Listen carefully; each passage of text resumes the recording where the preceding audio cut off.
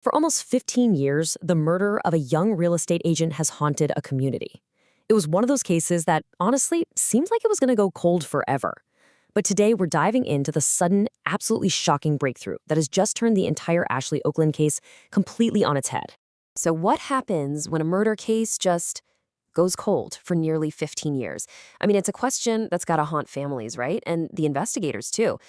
Well, in this story, all those years of silence were just shattered by one single stunning announcement.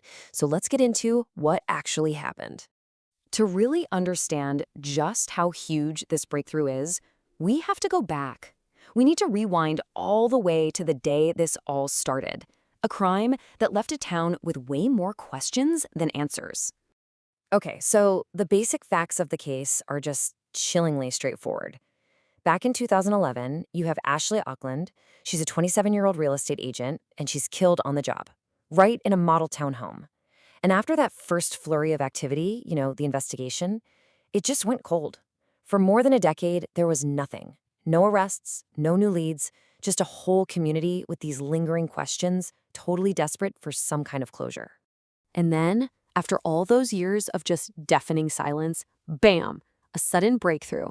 The case that had been gathering dust for so long was about to be blown wide open. 15 years. Just let that number sink in for a second. An entire generation has pretty much grown up since this crime happened. That's how long a family has been waiting for justice. And that's how long investigators have been waiting to finally make their move. And then it came. In a press conference that sent total shockwaves through the community, the West Des Moines Police Department made the announcement that so many people thought would never, ever come. An arrest has been made. So the big question is, who is the person being accused of this crime after all this time? Her name is Kristen Ramsey. And as you're about to see, her connection to this case is, well, it's a really tangled web of professional ties. So here are the official details. Kristen Chrissy Ramsey has been indicted by a grand jury for first-degree murder. Now that means the case is officially on the books and moving toward a trial. But this indictment, it's really just the beginning of a much, much more complicated story. Okay, this is where the story gets really, really wild. So the connections between the victim and the person who's now accused they're deep and they're complex. Back in 2011, Ashley Okland worked for Iowa Realty. Kristen Ramsey, she was a sales manager for the company that actually developed the very townhome where Ashley was murdered. But get this, the connections don't even stop there. Fast forward to today, and Ramsey works for a company that's a subsidiary of Iowa Realty, the same company Ashley used to work for. It is an unbelievable, tangled web of corporate ties that has pretty much left everyone just completely floored. As you can imagine, this arrest has sent ripples of both shock and relief through the whole community, and especially through the institutions that are right at the heart of this entire case.